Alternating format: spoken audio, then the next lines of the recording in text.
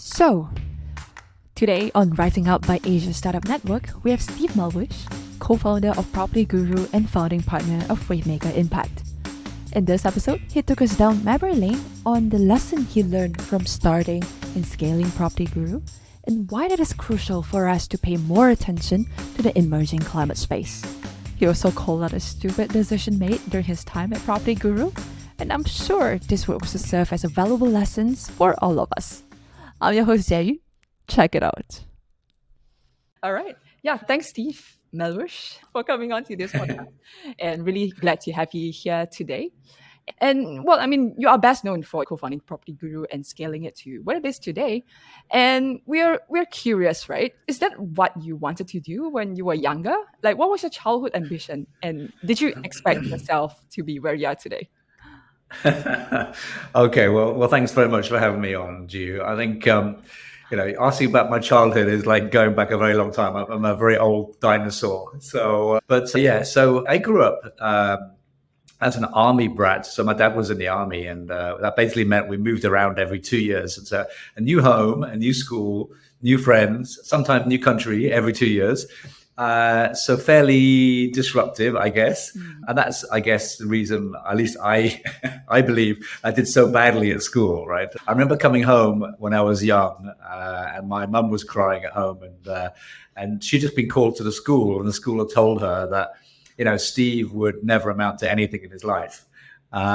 Which she was obviously very upset about to hear that. And partially she was right, because I then went on to get 3 Ds at A level. And but also for me, that was, I think, a big wake up call. And I wanted to prove people wrong. I wanted to prove people that, I wasn't going to be a failure. And so that's kind of driven a lot of what I've done since then. But I didn't really have, if I'm brutally honest, I didn't really have clarity around what career I wanted. In those days, when again, going back like almost 50 years, there wasn't any of this kind of careers advice or anything in schools or universities, really. You kind of left to find your own way. And because I'd come from an army background, I was thinking that I would probably end up in the army. But my dad said, no, don't. It's horrible. It's too political. Don't do it. And so persuaded me that I should be thinking about university despite my terrible results. Mm-hmm. And so I was initially going to do computer science, a degree course in computer science. Mm-hmm. And then I, just about a month before I was due to start, I kind of woke up one day and went, I don't want to be sitting in front of a computer for 4 years. So what else can I do? Ironically, I guess that's all we do these days. We sit in front of a computer. In those days, that wasn't the case. Or at least a device, right? And so then I started thinking, what else can I do? So my dad was, while I was in the army, he was also in the communications, the telecommunications side of the army. So I thought, okay, maybe I'll try that. And so that's kind of where I ended up. And then from there, after telecommunications, I ended up working for a very small, effectively like a startup in the telecom space, which is just as markets were starting to liberalize. And it was fantastic because, in the 90s, going 2000s, this is when the first kind of dot-com boom happened and telecoms boom happened. And it was really, really exciting. There's a lot of innovation, went from sort of copper cables to fiber optic cables and broadband. Mobile was born, mobile data was born, voice over IP was born.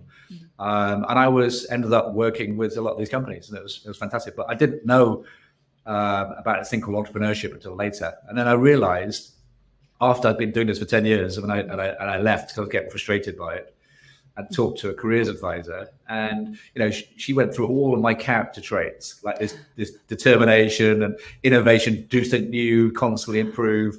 And she said, this is just what an entrepreneur does. And I look back at what I'd done in the big corporate, and it was all around building a business in a corporate. So then I went on this entrepreneurial journey, and then I built four different businesses. Including, I guess, PropertyGuru, as you just mentioned. Yeah, I think that's super interesting. I want to mention this joke that I just heard about it recently from somewhere else. There was this young guy, meeting someone who's really experienced in entrepreneurship. And this young guy talked to this really experienced person saying that, I recently went to a chiropractor, and, my chiropractor told me about this really serious diagnosis is that, it seems like the chip on my shoulders are permanent. I have to do something about it. So, well, I mean, it just reminded me of that. I like that. I like that because certainly, I've been reflecting a lot recently. I'm seeing a coach at the moment, and she's making me reflect a lot. And one of the things that she may reflect on is this chip on your shoulder. This, prove them wrong. Chip on your shoulder the whole time. It's like, okay, just get over it, right? Just enjoy your life. Just be comfortable with yourself. Don't constantly have to prove something to people. That chip on the shoulder is still there. It's still there. 50 years later, it's still there. Permanent. I need to see that chiropractor. Probably. Yeah, I think that's just some fun stuff that I want to mention. And you also kind of mentioned you were working in telecom industry, and after that you went on to found PropertyGuru. So maybe tell us a little bit more about how it actually got started. Yeah, I mean, it got started, I guess by accident more than anything else, and also and personal frustration. I was running another startup, which is like a mobile content company. It was like a mobile comics, so comics on a mobile device, before smartphones were invented, by the way. And I was renting a property, and the property went en bloc, which means enforced block sale, where the developer comes along, gets 80% of the people to sell, and then the owners have to sell. And I was renting. So then at the height of the property boom in 2007, I had to move out of my property. And because I've been in Singapore for about 2 years at that point, the first thing I did was to go online, because back in Europe, everything was online. And so I went online, looked for property, and there was nothing. So then I was left with, and most of your listeners or reviewers will not remember this because it was a long time ago, but the way in which you used to look for cars, jobs, and property was in the newspapers, right? And it was like inches and thick of classified adverts, 3 lines of text. So in the case of real estate or property, it was like Villa Marina telephone number. And unless you know where Villa Marina is or what it looks like or how big it is or how many units it's got, you're clueless, right? You don't know where it is, what it looks like, floor plan, photos, videos, all the kind of stuff we know now, it's kind of to take for granted. None of that was there. And so I thought, okay, look, if you're going to be buying a property, which, in Singapore, it's really expensive, right? It's like you'd be probably paying close to $500,000 for the first property, and or more if the second property, then, and you don't have any information, right? You're relying on no information. You're talking to an agent who's trying to sell you something. You're talking to a property developer who's trying to sell you something. You're talking to your friends or your family, and they think they know best, but maybe they're not the best experts either. Yeah. And so then you're completely powerless. And you don't have any of that information at your fingertips. And so I started thinking about this and thought, well, actually, it's the single biggest amount of money you're ever going to invest in anything, probably, right? It's going to be your property, but you don't have any information. And so you're completely powerless. And if you're powerless, it's super stressful, right? And so I thought, okay, how do you make this a little bit less stressful? How do you give some of the power back to the consumer and the buyer and the renter? How do you help them with this journey? And so then we decided to put this in place and to essentially digitize the process and provide more information. So we set out to try and help the consumer make more confident property decisions, and certainly a lot less stressful.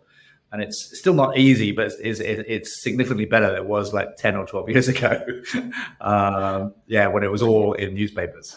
Yeah, well, I can imagine. I guess nowadays scrolling it on website, it can be already quite stressful for some people, but on the newspapers, wow.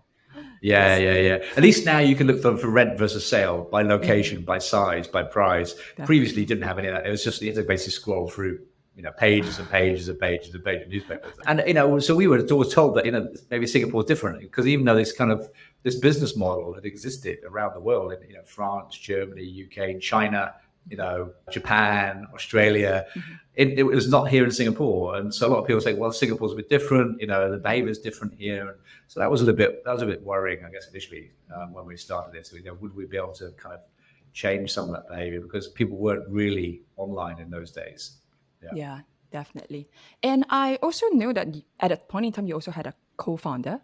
And I wonder, how did you meet each other? And also, how do you know the co-founder was the one, right? People talk about co-founding companies is like a marriage, a relationship. How do you know, the person is the one? Well, I guess you're only ever going to know to a certain extent, right?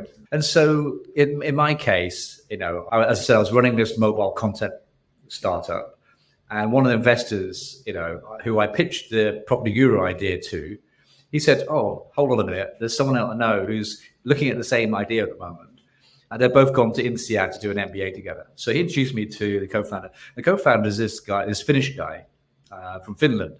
And I'd made a very small angel investment in a Finnish company a long time ago and had such a frustrating time with them. I said, I will never work with Finnish people ever again. So I was already starting at a negative point. But Jani was actually quite a nice guy. And he's a coder. And he had already built a website called propertyvalue.com.sg, which gave a rough valuation estimate. And he was actually dating a real estate agent, now married with a kid with her, but he was doing IT consultancy in India, right? So he was living in Singapore, but every weekend he would fly back and then come back again. And I was running this other thing. So initially we just started off part-time, just weekends, Saturday, Sunday, we'd come together, do a bit of work on this PropertyGuru kind of idea. It wasn't called PropertyGuru in those days. It was called All Property Media. And then we'd go back to our day jobs. And then we did that for about 4 or 5 months. So then we said, actually, you start to get to know the person a little bit. And I guess fundamentally, we both had the same vision, so where we wanted to be, which is around making the market more transparent and helping the consumer. And so ultimately, when it came down to decision making and things, when we had a disagreement, it always went back to what's the best for the consumer. And so we did a Myers-Briggs psychometric test and 8 boxes. We were fundamentally different 8 boxes. Every box we're polar opposites, which either means you're going to do really, really well together. Opposites attract, work really well, or you do this and it ends up exploding. But in our case, it worked really, really well. And so one was a little bit around vision and mission. Mm-hmm. The other thing was around, I guess, the complementary behaviors. And then also the skill set. He was a coding guy, and so and he was a very sort of operational guy. And so he ended up doing more of the sort of back office stuff. I ended up doing more of the front office, more sales, marketing, business development, fundraising piece. He did more of the coding, the product development, the finance, initially paying salaries, all that kind of stuff. And so that's kind of how we split it. So it was complementary skill sets, but ultimately what allowed us to build this business over, work together, pretty much almost 7 days a week, pretty much for about a decade, was this mutual respect, common alignment, and similar values, I think. But we were lucky as well. There's a massive amount of luck in there. I mean, because circumstances can change as well, right? So if there'd been like a health issue or something, it can cause friction. But in our case, we were very, very fortunate. Yeah, that's so interesting because you mentioned that, you kind of started at a suboptimal impression. Yeah, definitely. But at the end, you kind of realize, you actually work so well together because you have complementary skill sets and whatnot. And I also want to bring this to, when people look at early stage startups, right? Most of the time, they kind of bet on the team. And I'm sure because both of you work pretty well. And that's probably one of the key reasons that you guys kind of managed to pull it off, at least for the early stage for that part. And I guess throughout this decade, right, was there any near death experience in the process of building and scaling the company? I think was it near death? I think we came close to really, really destroying what we'd built. And that was just a function of, stupidity, I guess, and naivety, I guess. And I always used to call it healthy paranoia. You'd have this, as an entrepreneur, one of the things people talk about is this healthy paranoia that you've got it, that someone's going to come away and eat your lunch, right? And someone's going to steal your business from you. And so you have to keep going, right? And so in our case, you think about the barrier to entry for what PropertyGuru is, essentially just a website. And every week or month, we're seeing, on these software developer sites, clone the propertyguru.com.sg website, please. Because competitors were launching everywhere. And to get a site up and running, it was like, in those days, 3 weeks, probably today it's like a day, And so it was almost very low barrier, so we thought. So then when we built this strong Singapore business, we thought, okay, look, we're taking 4 years to build this. All we need to do now is take all this learning that we've got, cut and paste, and just roll it out across all the other markets. That is stupid. Because one thing that I'm sure most of you will know is that Southeast Asia is very, very different. Every country is very, very different. And so what we did was we had an organization in Singapore. So salespeople in Singapore, marketing people, finance people, HR people, customer service people, etc., all focused on making Singapore really successful and growing really, really fast and nicely profitable. And everything was like fantastic. Lots of innovation, the product tech team delivering new features and new services every week. And then we said, by the way, we're now going to go from 1 market to 4 markets in 4 months. Okay, stupid, right? So that basically meant you've got to then build a website for multiple markets in multiple languages, it doing Android and iOS, consumer and agent, all at the same time. And by the way, going to hire 30 people in Malaysia, going to hire 30 people in Indonesia, going to hire in Thailand, and all at the same time. So the Singapore organization, which was just doing a fantastic job making Singapore fantastic, suddenly they're pulled, the sales people were pulled in to help hire and train and the marketing people. And so suddenly all the Singapore people were focused outside of Singapore. I was in Malaysia 45 times a year and in Indonesia 35 times a year in the same year, right? So I was going Malaysia, Indonesia twice in the week, every week, just getting things up and running. And my partner was doing the same in Thailand. And, so we were running, stretching the organization from Singapore out. And we hired about 250 people. We lost about 250 people. We hired 250 because when you're trying to do things too fast, the quality goes down. And so therefore we had mismatch of, culture and values and from product point of view as well. So had two things. One was actually how people do look for property. You'd think would be quite similar in each market, right? But actually it is quite different. So in Thailand, for example, people are accustomed to look by neighborhoods. So near where the BTS stations are, for example. So it'd be like Sukhumvit or Siloam or Tonglaw. So suddenly neighborhoods became an important way of looking for property, not condo directory, or HDB directory, which happens in Singapore. I want to go to, Villa Marina or The Sale or whatever it might be. It's around neighborhoods. And so something we had to think about, the user interface had to be very different for Thailand. In Indonesia, people were buying land, buying cement, buying bricks. Their friends and family would come together and build a house. That doesn't happen very often in Singapore, right? And so the whole user behavior is very, very different. We did stretch everybody to breaking point. And, we made some really stupid mistakes hiring, made some really stupid mistakes in terms of the product evolution. And what we should have done, lots of things we should have done, but one of the things we should just put an organization in place to start off with. So when you go from one market to multiple markets, suddenly you need a regional organizational structure, and you need some consistency, some processes, some systems. We didn't do any of that. So we made 2 years of just running around and, almost breaking the company. And then we had to then kind of fix the mess that we had created. So then the way we did that was we basically said, okay, you need to get some, senior people, hire a chief financial officer. So all the finance people in the countries report into the finance person, and one ERP system with one consistent set of processes for finance. Did the same for sales, did the same for marketing, did the same for product and tech. So suddenly then you had rather than every country doing its own thing, suddenly you started to have a little bit of consistency and approach. So that allowed us, so we kind of growing super fast and then we kind of plateaued before we could grow really fast again. And I do a lot of coaching and helping and mentoring of founders these days. And I see it time and time again. All the organizations seem to go through the same thing. At a certain point, you've got to kind of invest in the organizational leadership layer before you can kind of scale. So in our case, we were very, very fortunate. We didn't kill the company.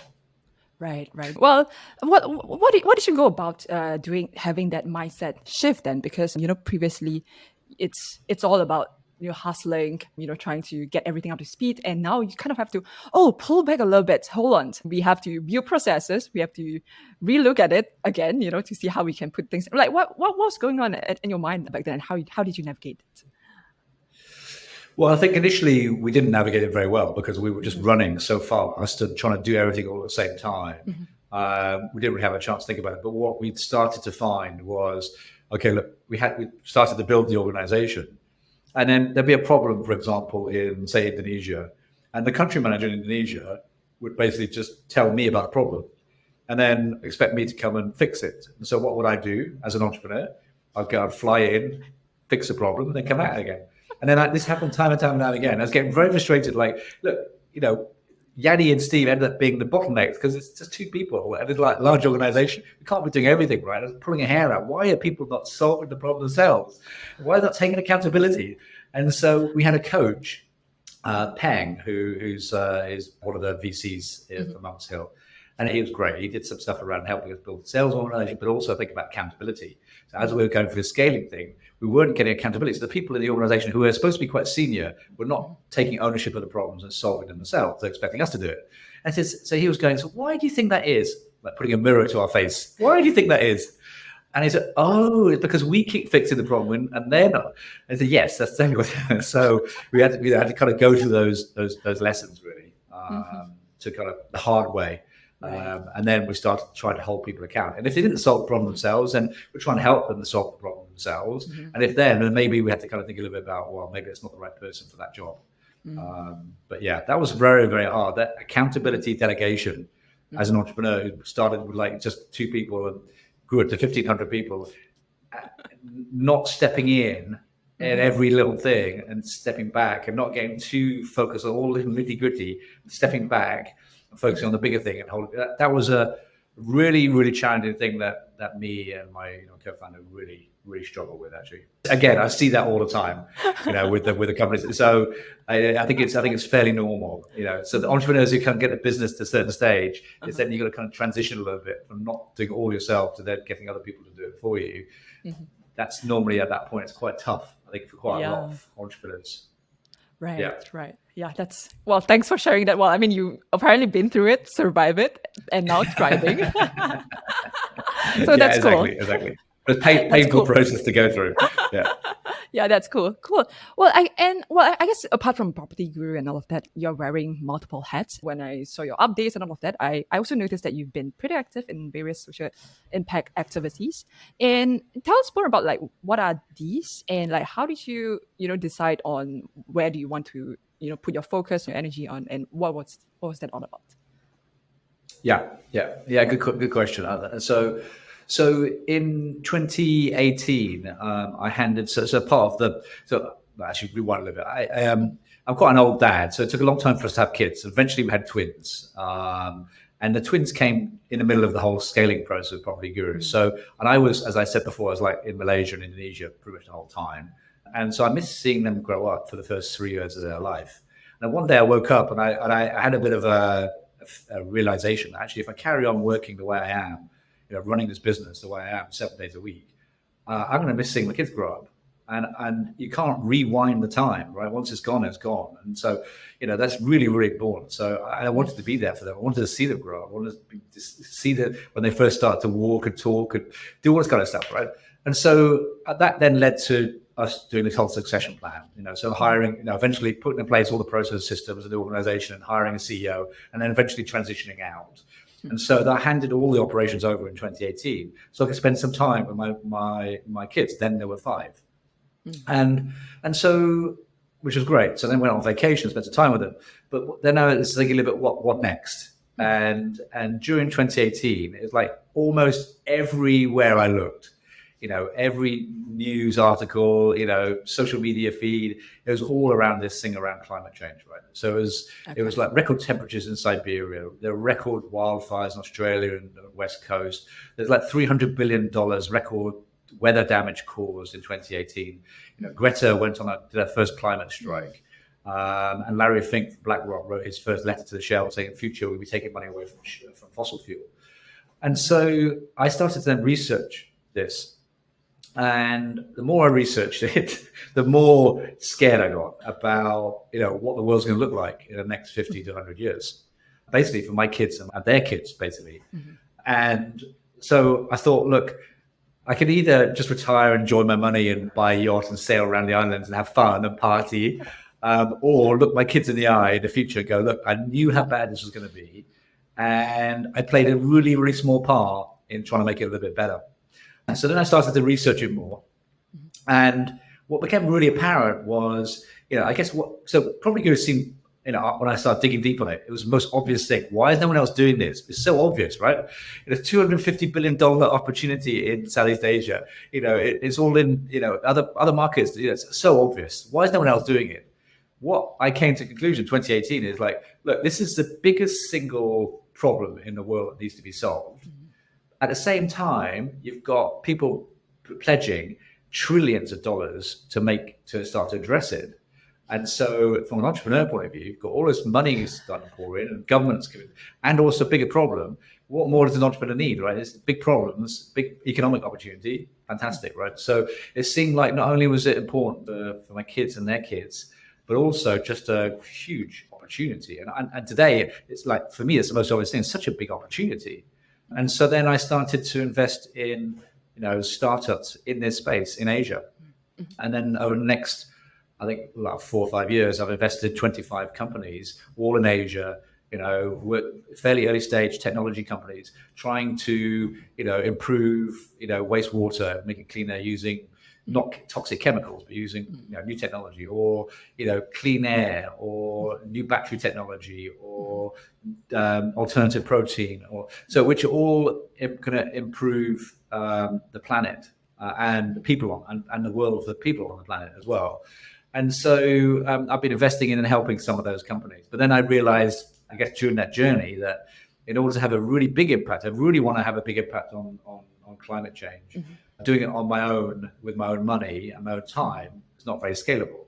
And so then one of the companies I invested in was started by this venture builder, and I started chatting to them, the people who are in that, and they wanted to do something else and build something bigger. And then, eventually 5 of us came together to start this climate tech fund called Wavemaker Impact. And Wavemaker Impact's job is to, our aspiration is to reduce emissions by 10% at a global level, which is massive. It's 5 gigatons, basically, which is something like 100 times Singapore. And that's our ambition. And so we're starting in Southeast Asia and building and investing in companies which are almost immediately reducing emissions. And it's like kind of anti-green premium. Everyone talks about, green is expensive, or to adopt this stuff is going to cost more money. But we have all the technology we need today to reduce emissions by 50%. What's stopping us putting solar on all the roofs in Southeast Asia? What's stopping us replacing a diesel generator with a battery on a construction site? What's stopping us replacing a diesel water pump? What stops us with a solar water pump?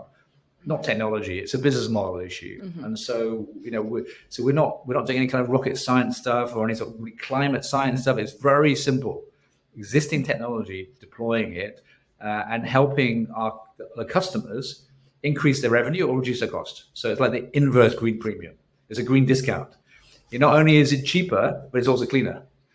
So if you replace a diesel water pump with a solar water pump, the farmer gets an extra 25 to 50% net income, because they're not spending money on this fuel cost going up. They're getting free energy. And so the farmer's their income goes from $100 to $130 a month. Feeding a family of 5 is transformational. And so, this is again, not rocket science. But how do you do that at scale? How do you get 100,000 farmers? How do you get 1 million farmers doing something? How do you get 100,000 factories to do something? So scaling is a challenge. The business model and the scaling is a challenge. So that's kind of where we spend our time today. And we launched about 18 months ago. We're now onto our 6th venture, and 5 of the 6 are in the food and agri space, and 1 is in the renewable energy space. It's very, very exciting. I get to work with some super, super talented founders, working on some really interesting problems, learning a lot about food and agri space I didn't know anything about, and also with the team that we built. We've got 16 people now in the team, and they're all super passionate about making a positive impact on the planet. And so it's my tribe, basically, founders and climate people who want to do something good. What could be better than that? And also big opportunity. In Southeast Asia, it's a $2.7 trillion opportunity to go to decarbonize all these industries. Massive opportunity. And so, we're going to be building, a whole bunch of green unicorns for the next decade or so. Yeah, well, I think that's really interesting, because I was in a camp of thinking about sustainability, climate. Well, I mean, those are important thing, but I always associated with something that's more expensive, that we have to give up something that we are used to in order to adopt something that we don't quite know yet, but still more expensive in that sense. And until I think just probably sometime last year or so, it came upon a very similar perspective, like what you said. You have big problems, but on the flip side of the coin, it's also opportunities, right? And there's more and more focus on this area, right? If you think about it, like 90% of the world's economies now have signed, countries signed a net zero pledge now. You've got countries implementing carbon tax. So if you carry on emitting, greenhouse gas emissions, you're going to end up paying a growing carbon tax, including Singapore. You've got carbon credit markets being adopted. You've got, a plastic tax, or, so like plastic bag tax, for example, being implemented. And so you have all this movement taking place, and technology is being rolled out fast. I think, like last month was the first month that, I think wind was the main source of energy in the UK, for example. And so, you get to the stage now where it's gone from 0% of energy, for example, to some countries being, beyond 50% to 70% of energy coming from renewable. And so obviously in Asia, we're a little bit earlier adopter of that. But that's not a problem, because actually, as I mentioned, you've got all this technology which you can kind of adopt, and it has a better impact. So, a lot of all my companies are in Asia that I'm working with, and all growing nicely. 9 of them have raised nice big fundraise up rounds in the last 3 or 4 months. And so there's a growing investor appetite for this space. There's growing incentives and support from the governments. There's growing regulatory pressure. There's growing pressure from consumers, people like you and me, who are not just, voting with their wallets, but also saying, actually, I don't want to work for a company, a big oil company, which is burning the planet. I want to do something which is actually having a positive impact on people and the planet. And so, so you see there's a lot of this kind of change taking place, which, fills me with a huge amount of optimism. I do get depressed some days, but at the same time, there are lots of reasons why to be hopeful. And so, I think, if people start to think about maybe starting a business in the future or doing something, every company in the future that will survive long term has to be sustainable. Because if you want to access lower cost of finance from the banks, you get a cheaper rate if you're a sustainable company. If you want to get the best talent, you're going to get the best talent if you're a sustainable company. If you want to get consumers and customers, a lot of those increasingly are putting pressure on their suppliers to be sustainable. And so you see throughout the whole ecosystem, there's growing pressure. So, long term, if you're not a sustainable company, you'll die. And so, which, is a stark reality. So again, either try and resist it as long as possible, or play a role in making it happen. So, and as I said, lots of opportunity there in terms of jobs and startups. Yeah, definitely, definitely. Yeah, well, I mean, because there's so many areas to look into, right? Well, I mean, it's easy to get discouraged, but on the flip side, the other side of the coin, it's also like almost anyone will have opportunity to participate in this area, and then to actually contribute something, energy, money, resources, talent. Absolutely. I think, so every company will have to have sustainability at its heart, and I think, I always like it a little bit to what happened with the whole digital wave, so, in the 2000s, a lot of companies said, okay, we're now going to go digital. And so they'd hire their chief digital officer and the CDO. And that chief digital officer would basically have zero power. They'd be in the basement somewhere of a large company. And the company go, yeah, we're now digital, right? Aren't we great? And then eventually the chief digital officer maybe have a small team, and we work on some special projects that, and then, eventually, the organization goes to the big boss and say, okay, you have to be digital now, right? And they all go, yes, but let's go back to what they were doing before. But slowly, digital goes from the basement to the, rises up a little bit. And then, it starts slowly getting embedded into organizations. So you've seen that in the last sort of 20 years. And so what's happened in the last few years is companies now hiring their chief sustainability officer. And what fills me with a huge amount of optimism and hope is that a lot of these chief sustainability officers are women.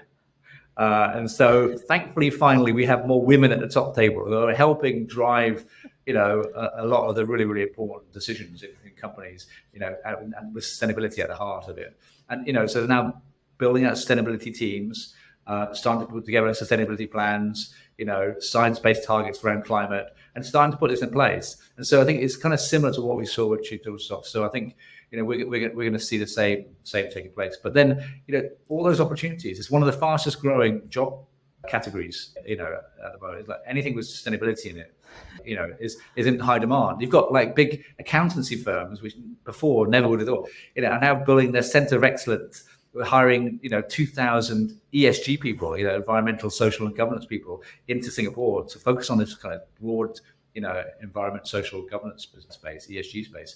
And so a lot of opportunities. Definitely. Well, thanks for that. Yeah, I guess so. Well, I really like to talk to you about this all along, but I think we probably have to wrap up a little bit. So perhaps to wrap the conversation up, probably the last question kind of is something that we usually ask the guests, because well, the name of the podcast is Rising Up, and we would like to open this question to all the guests that we have. So what do you personally associate with this term rising up? Well, I guess the immediate thing that springs to mind when Rising Up is, again, showing my age, is Rocky, the Rocky movie, and I Have a Tiger, which is, there's the theme tune with him actually training and sort of rising up to the top, and just that sheer grit and determination to continue to, work hard and improve to get to the top spot. I guess that's kind of what it means to me, and those are, the characters of, true entrepreneurs, is that kind of rising up, that sense that you can carry on improving and getting better and just keep working harder and just keep rising up to the top. Yeah, that's inspiring. Well, thanks for your interpretation. And well, as much as we want to, listen to your stories and all of that, but I guess we will have to, pause it for now. And well, thank you so much for coming on and share all your stories, throughout these journeys. And well, those were really nice. So thank you so much, Steve. Yeah, well, thanks very much for having me on. I've really enjoyed it, and and I hope that there's been some interesting snippets here that encourage more people to move into sustainability space. Thanks for listening to Rising Up by Asia Startup Network. If you stay to the end, please give Rising Up a follow on Spotify, YouTube, or whatever platform that you listen to this on. We loved it, and thank you from the bottom of our heart for your kind gesture of paying this forward. You can also find Asia Startup Network on LinkedIn, where we regularly keep our community posted on anything exciting, relevant, and helpful to the Asia startup ecosystem. And we'll see you again very soon.